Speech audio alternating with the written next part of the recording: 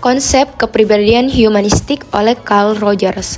Carl Rogers adalah seorang psikolog humanistik terkemuka yang merevolusi pemahaman tentang kepribadian dan psikoterapi dengan menempatkan pengalaman subjektif dan potensi pertumbuhan manusia sebagai inti dari pendekatannya. Berangkat dari latar belakang klinis dan pengaruh filsafat eksistensial serta fenomenologis, Rogers menolak pandangan deterministik yang melihat manusia sebagai korban dari dorongan tak sadar atau tekanan lingkungan. Sebaliknya, ia memperkenalkan pandangan yang optimis dan empatik terhadap kodrat manusia bahwa setiap individu memiliki kapasitas bawaan untuk menjadi sehat, sadar, dan otentik jika berada dalam kondisi psikologis yang mendukung.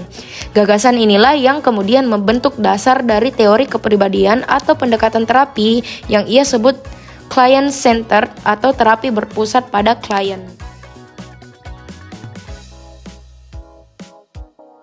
Yang pertama ada tendensi aktualisasi atau dorongan batin menuju pemenuhan diri. Carl Rogers memulai teori kepribadiannya dengan suatu asumsi mendasari bahwa setiap manusia mempunyai kecenderungan bawaan untuk berkembang, menyembuhkan diri, dan mencapai potensinya yang paling utuh. Tendensi ini disebutnya sebagai tendensi aktualisasi. Nah, tendensi aktualisasi bukan sekedar keinginan untuk bertahan hidup, melainkan dorongan aktif yang mengarah pada pertumbuhan psikologis dan pengalaman pribadi. Rogers menyatakan bahwa individu seperti biji yang tumbuh menjadi pohon memiliki potensi untuk berkembang menjadi diri yang penuh. Namun untuk berkembang optimal, ia membutuhkan lingkungan yang memberi rasa aman, bebas dari ancaman, dan kaya akan penerimaan emosional. Dalam konteks ini, manusia dipandang sebagai makhluk yang secara alami cenderung menuju ke arah kesehatan, kebebasan, kreativitas, dan integritas personal. Ketika tendensi ini terhambat oleh lingkungan yang memaksa, penuh syarat atau tidak mendukung, maka ketidakseimbangan psikologis bisa muncul. Yang kedua ada konsep diri. Jadi pusat dari kepribadian menurut Rogers adalah konsep diri atau self-concept, yaitu bagaimana seseorang memahami dan menilai dirinya. Konsep diri ini bukan elemen tunggal, ia adalah komposisi dinamis dari persepsi, nilai, dan harapan yang terbentuk melalui pengalaman dan hubungan interpersonal. Rogers membedakan 3 aspek penting dari konsep diri. Yang pertama itu ada gambaran diri atau self-image, yaitu persepsi tentang siapa dan bagaimana diri kita. Yang kedua ada diri ideal atau ideal self, yaitu gambaran tentang siapa kita seharusnya atau ingin menjadi apa kita selanjutnya. Yang ketiga ada harga diri atau self-worth, yaitu sejauh mana kita merasa diri dan menilai dan pantas untuk dicintai. Nah, ini bernilai konsep dan bukan sesuatu yang lahir secara tiba-tiba dari dalam diri manusia, melainkan terbentuk melalui evaluasi yang orang lain, khususnya figur seperti orang tua, guru, atau pasangan. Melalui interaksi dengan mereka, kita belajar apakah bagian-bagian dari kita itu diterima, ditolak, atau harus disembunyikan. Inilah titik di mana awal konflik batin seringkali bermula.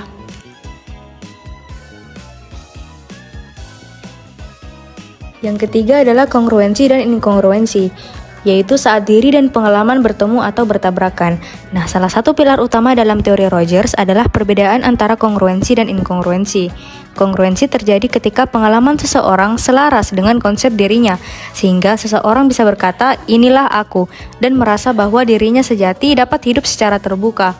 Sebaliknya, inkongruensi muncul ketika ada ketidakcocokan antara apa yang dialami seseorang dengan bagaimana ia memahami atau menerima dirinya. Misalnya, seseorang yang merasa marah tetapi telah belajar bahwa marah itu buruk, mungkin akan menolak atau menyangkal kemarahannya. Dalam jangka penolakan terhadap diri sendiri, yang ada pada akhirnya bisa menimbulkan kecemasan, stres, emosional, dan disorganisasi kepribadian. Bagi Rogers, kongruensi adalah kunci kesehatan psikologis. Ketika seseorang menerima dan mengintegrasikan pengalamannya, termasuk emosi negatif ke dalam konsep dirinya, maka ia mungkin akan merasa utuh, stabil, dan otentik.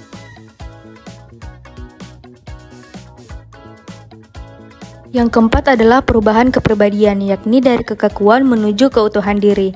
Rogers melihat perubahan pribadi itu sebagai sebuah proses yang terjadi secara bertahap. Ia menyusun 7 tahap perkembangan psikologis dalam terapi, dari kondisi awal yang kaku dan tertutup hingga mencapai fleksibilitas dan keterbukaan emosional yang sehat.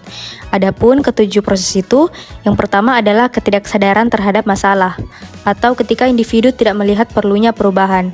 Yang kedua ada kesadaran samar, yakni ketika individu menyadari ada masalah tetapi menyalahkan luar diri. Yang ketiga ketiga, ada diri sebagai objek, yaitu ketika individu mulai mengenali masalah tetapi belum memilikinya secara emosional. Yang keempat, pengakuan parsial terhadap perasaan, yakni ketika individu mulai menyadari emosi namun masih melihatnya sebagai sesuatu yang terpisah. Yang kelima, ada keinginan untuk menjadi diri yang sebenarnya, ketika individu mulai terbuka terhadap pengalaman personal. Yang keenam, ada penerimaan emosional yang kaya, yakni ketika individu itu mulai merangkul emosi secara utuh. Dan yang terakhir, fleksibilitas dan kepercayaan pada diri, yaitu ketika individu sudah merasa bebas, otentik, dan mampu terus bertumbuh. Nah, proses ini tidak linear, tetapi dapat tetap menggambarkan bagaimana seseorang melalui relasi yang mendukung bisa membuka topeng-topeng yang selama ini ia kenakan, dan mulai merasakan kembali siapa dirinya yang sejati. Perkembangan kepribadian self dalam konteks teori Carl Rogers melibatkan beberapa konsep penting. Pusat teori kepribadian Rogers adalah konsep tentang diri atau konsep diri. Ini didefinisikan sebagai kumpulan persepsi dan keyakinan tentang diri sendiri yang terorganisir dan konsisten. Rogers percaya bahwa setiap orang dapat mencapai tujuan, harapan, dan keinginannya dalam hidup. Ketika hal itu tercapai, maka aktualisasi diri (self-actualization) terjadi. Menurut Rogers, orang-orang yang mampu mengaktualisasi diri disebut sebagai pribadi yang berfungsi sepenuhnya, fully functioned person. Ini berarti orang tersebut selaras dengan masa kini, dengan pengalaman dan perasaannya yang bersifat subjektif, serta terus tumbuh dan berubah secara dinamis. 1. Struktur diri. Rogers menggambarkan struktur diri sebagai konfigurasi yang terorganisir dari persepsi-persepsi tentang diri yang diterima oleh kesadaran. Ini mencakup bagaimana individu memandang karakteristik dan kemampuan mereka, serta nilai-nilai dan tujuan yang mereka anut. Kedua, proses aktualisasi diri. Rogers percaya bahwa setiap individu memiliki potensi untuk mencapai aktualisasi diri, yaitu keadaan di mana seseorang dapat mengembangkan dan mengekspresikan potensi penuh mereka. Ini membutuhkan lingkungan yang mendukung dan memberi kebebasan untuk bereksplorasi. Yang ketiga yaitu empati dan penerimaan. Pemahaman Rogers mengenai diri sangat dipengaruhi oleh interaksi sosial. Ia menekankan pentingnya empati dan penerimaan tanpa syarat dalam hubungan interpersonal, yang memungkinkan individu untuk mengembangkan rasa harga diri dan mengurangi distorsi dalam komunikasi. Yang keempat yaitu fase perubahan kepribadian. Rogers mengidentifikasi 7 fase perubahan kepribadian yang mencakup pengenalan perasaan, penerimaan diri, dan akhirnya pengalaman perasaan yang bebas. Setiap fase mencerminkan peningkatan kesadaran diri dan kapasitas untuk berhubungan dengan diri sendiri dan orang lain secara lebih dalam dan otentik. Yang kelima yaitu kebebasan dan tanggung jawab. Rogers berargumen bahwa kebebasan untuk memilih dan bertindak sesuai keinginan pribadi sangat penting untuk perkembangan kepribadian. Tanpa kebebasan ini, individu mungkin terjebak dalam peran yang tidak mencerminkan diri mereka yang sebenarnya. Positif regard dan kondisi cinta bersyarat belajar dicintai dan menjadi diri sendiri. Jadi setiap manusia ini memiliki kebutuhan mendasar untuk diterima, dihargai, dan dicintai. Rogers menyebut kebutuhan ini sebagai positif regard. Pada masa kanak-kanak, bentuk cinta yang kita terima sangat menentukan bagaimana kita membentuk konsep diri. Jika seorang anak tumbuh dalam lingkungan yang memberikan unconditional positive regard, yakni cinta dan penerimaan tanpa syarat, dia akan belajar bahwa dirinya dalam kondisi apapun akan tetap dicintai. Hal ini menciptakan dasar fundamental bagi konsep diri yang stabil dan sehat. Namun, seringkali yang terjadi justru sebaliknya. Anak-anak bahkan menerima cinta bersyarat atau yang disebut conditions of award.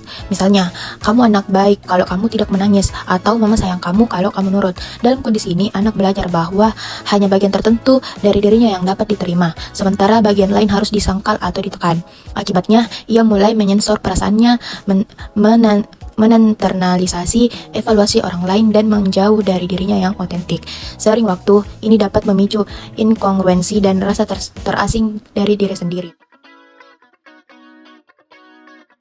Selanjutnya ada perasaan positif regard atau penghargaan positif dalam pembentukan kepribadian individu sangatlah penting dalam teori kepribadian Carl Rogers.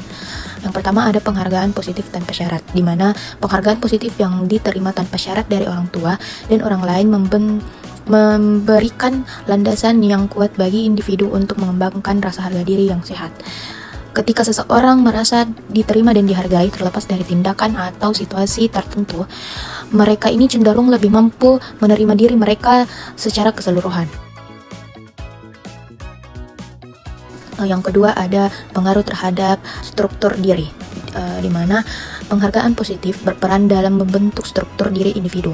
Dengan mendapatkan penerimaan dari lingkungan, individu ini mengembangkan persepsi yang positif tentang diri mereka sendiri, yang membantu dalam pembentukan identitas dan konsep diri yang lebih stabil dan sehat. Selanjutnya yang ketiga ada mendorong aktualisasi diri.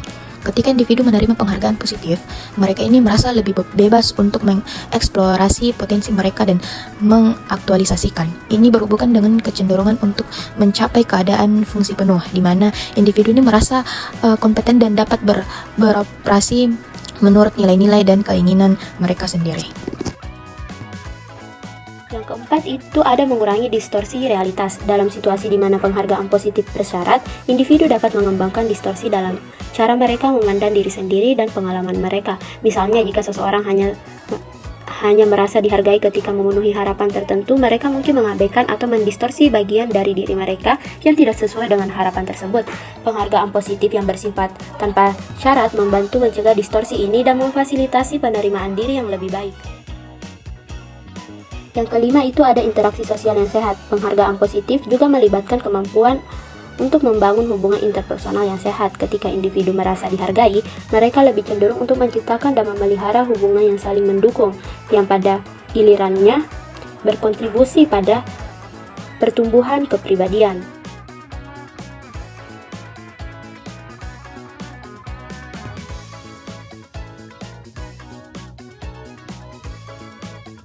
Orang berfungsi penuh atau fully functioning person. Rogers menyusun gambaran ideal tentang seseorang yang hidup sepenuhnya sebagai dirinya sendiri yang ia sebut sebagai fully functioning person. Individu seperti ini memiliki beberapa ciri utama, yaitu yang pertama, keterbukaan terhadap pengalaman, di mana ia tidak menyangkal atau menekan emosinya, justru menerima dan memproses dengan jujur. Yang kedua, hidup eksistensial, di mana ia hadir di momen seperti ini, tidak terjebak dalam rasa bersalah masa lalu atau kecemasan masa depan. Yang ketiga, kepercayaan pada diri atau organismic trusting. Ia mempercayai naluri, penilaian, dan intensi dirinya. Yang keempat, kreativitas dan kebebasan bertindak, di mana ia berani mengambil resiko dan hidup sesuai nilai-nilai pribadi. Yang kelima, keseimbangan antara kebebasan dan tanggung jawab. Ia tidak tergantung pada pengaruh eksternal namun tetap peduli terhadap orang lain. Fully functioning person bukanlah kehidupan seseorang yang tidak mengalami konflik atau selalu bahagia. Mereka adalah individu yang mampu mengalami pengalaman hidup dengan keberanian, keterbukaan, dan integritas personal. Orang berfungsi penuh dalam pandangan Carl Rogers adalah individu yang telah mencapai tingkat kesehatan mental yang optimal dan mampu mengaktualisasikan potensi mereka. Berikut adalah ciri-ciri orang yang berfungsi penuh. Yang pertama, terbuka terhadap pengalaman. Mereka cenderung lebih terbuka terhadap pengalaman dan tidak takut untuk merasakan berbagai emosi, baik yang positif maupun negatif. Mereka tidak merasa perlu untuk mendistorsi pengalaman mereka dan dapat menghadapi kenyataan tanpa kecemasan berlebih. Lalu yang kedua ada dekat dengan diri sendiri. Individu ini memiliki pemahaman yang jelas tentang diri mereka, termasuk kekuatan dan kelemahan mereka. Mereka mampu menanggalkan topeng sosial dan berfungsi lebih dekat dengan diri yang sebenarnya mereka. Lalu yang ketiga ada mampu menjalin hubungan yang otentik. Jadi mereka itu mampu membangun dan memelihara hubungan yang saling mendukung dan berdasarkan kepercayaan. Dalam berinteraksi dengan orang lain, mereka menunjukkan empati dan ketulusan yang tinggi. Lalu yang keempat itu ada meningkatkan kepercayaan diri. Jadi orang yang berfungsi penuh dia memiliki kepercayaan diri yang tinggi dan merasa nyaman untuk mengambil resiko yang diperlukan dalam hidup mereka. Baik, yang selanjutnya ada kreatif dan fleksibel. Individu ini umumnya lebih kreatif dan mampu berpikir di luar batasan yang telah ditetapkan. Mereka tidak terjerat oleh pola pikir konvensional dan dapat menyesuaikan diri dengan situasi baru dengan lebih baik. Selanjutnya ada dapat menghadapi ketidakpastian. Mereka memiliki kemampuan untuk menghadapi ketidakpastian dalam hidup dengan tenang dan tidak merasa tertekan oleh situasi yang tidak terduga. Keberanian untuk mengatasi ketidakpastian ini mungkin akan terus berkembang. Baik, selanjutnya ada memiliki tujuan dan nilai yang jelas. Orang yang berfungsi penuh biasanya memiliki tujuan hidup yang jelas dan nilai-nilai yang mereka paham dengan baik. Mereka bertindak sesuai dengan nilai-nilai tersebut yang membantu mereka merasa terarah dan terfokus dalam hidup. Selanjutnya ada mencari pertumbuhan pribadi. Mereka memiliki motivasi untuk terus belajar dan berkembang secara pribadi maupun profesional. Mereka aktif mencari pengalaman baru yang dapat mempertanya hidup mereka.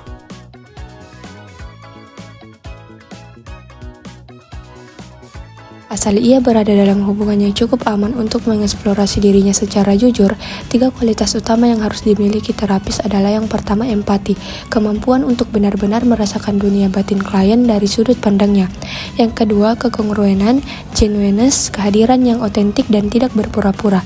3, penerimaan tanpa syarat, unconditional positive regard, penghargaan dan penerimaan terhadap klien sebagai manusia yang berharga terlepas dari isi curahan hatinya. Terapi ini menempatkan klien sebagai pusat dan pemilik arah dalam proses penyembuhan. Tugas terapis bukanlah untuk memperbaiki, melainkan menjadi cermin yang empatik yang melalui relasi tulus membantu klien kembali mengenali dan menerima dirinya. Yang ketiga, terapi berpusat pada klien. Hubungan sebagai ruang pemulihan. Konsep Rogers tentang client-centered terapi lahir dari keyakinannya bahwa perubahan psikologis tidak datang dari nasihat, interpretasi, atau dorongan dari luar, tetapi dari proses dalam diri klien sendiri.